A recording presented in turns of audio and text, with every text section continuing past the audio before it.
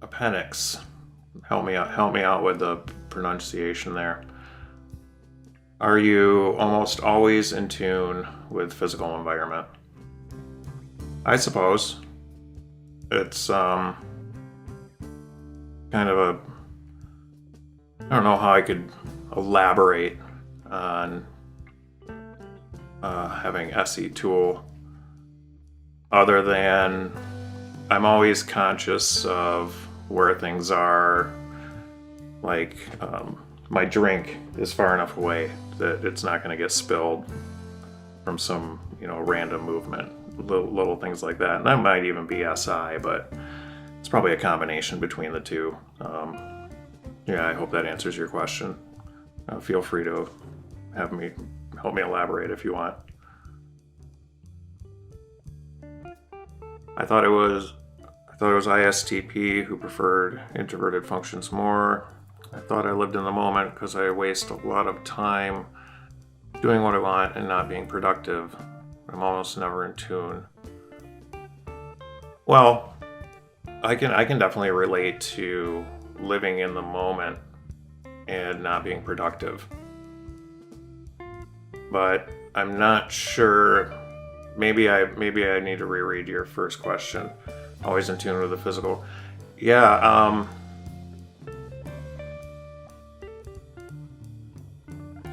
Being productive and not getting off task.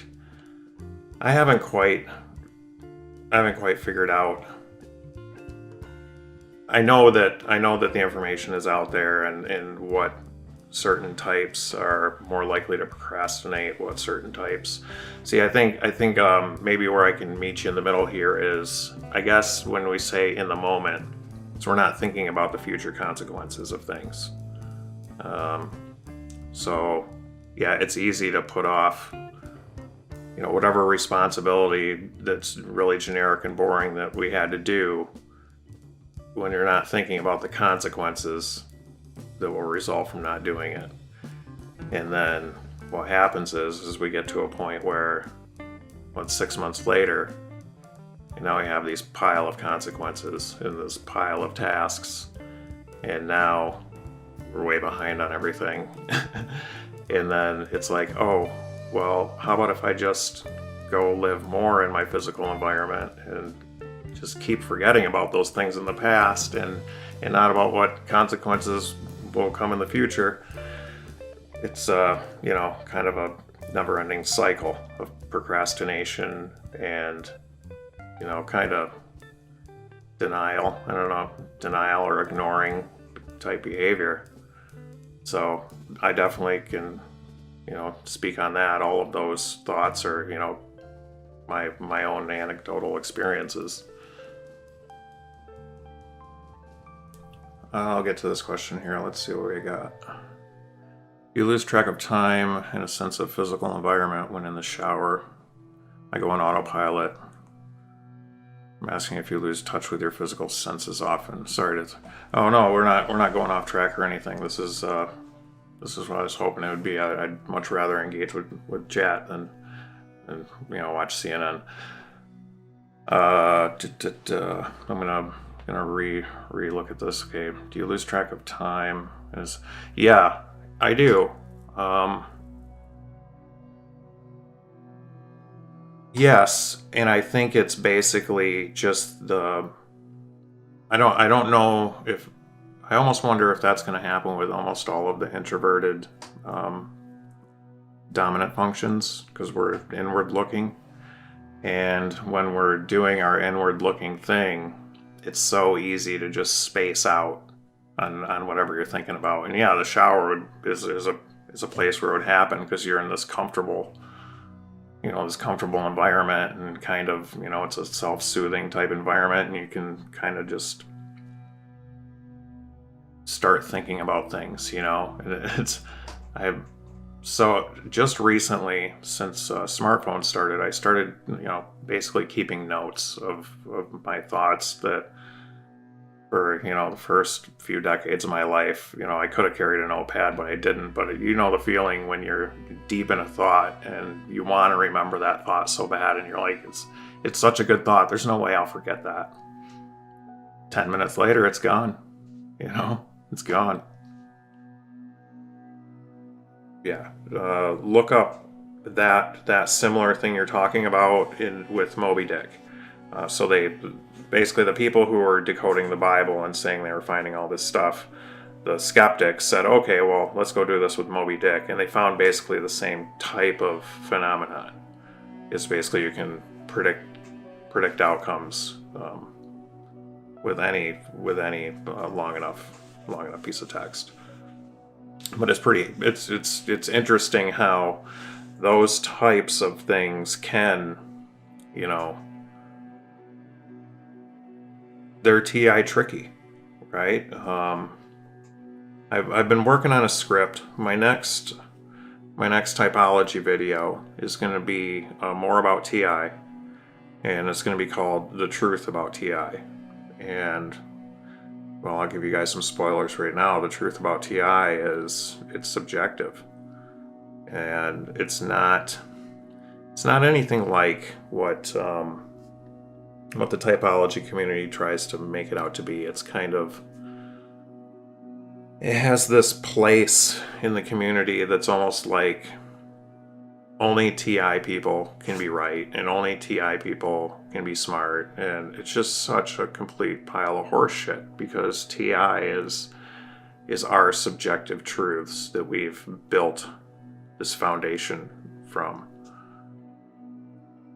Yeah, not sure about it. Many followers make predictions as well that don't happen. So, yeah.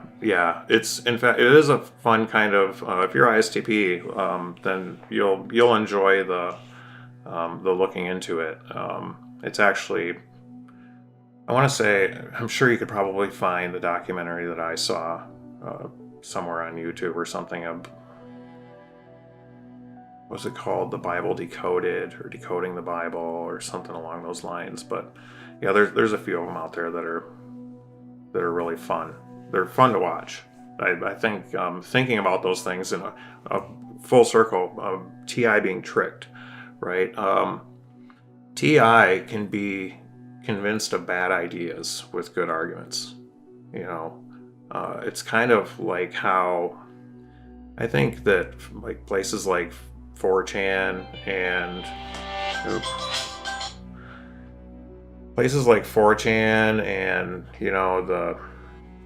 the edgy right, so to speak,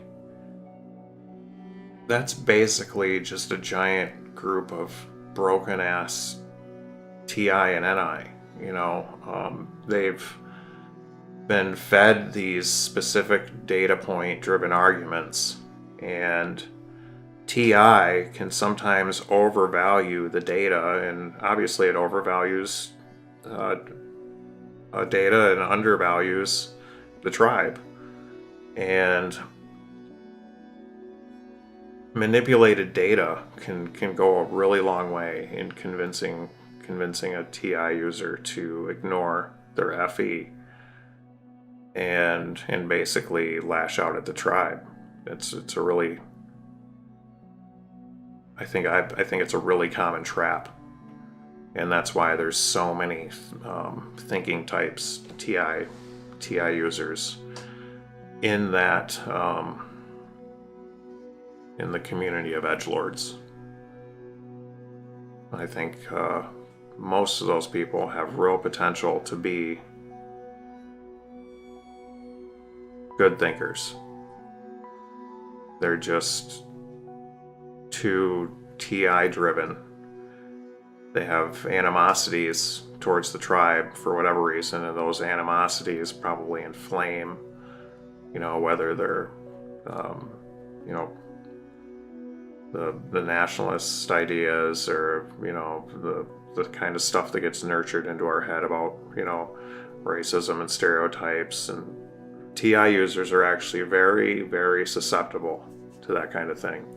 I know, because I was never like an all-out racist or anything, but I was absolutely at one point susceptible to those ideas.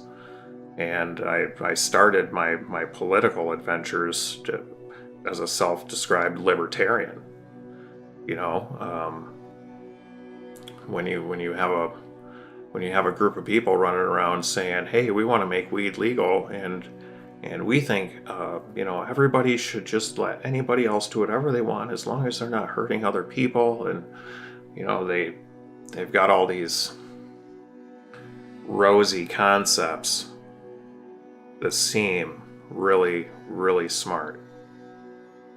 But once you get down into the weeds, it's pretty ugly stuff. And I've spent a lot of time in the weeds, and I think there's a lot of people in the weeds right now. A lot of people in the weeds, and the only thing that's going to get them out is having conversations, right? You need to be given some sort of input from people you trust. That's important to an introverted thinker. Is the source itself needs to be a valid source, and a valid source doesn't necessarily need to be an expert. I mean, it just needs to be somebody that they trust and respect, and with any luck, maybe one day, they'll hit me up for a convo or something. Catch up with chat here real quick.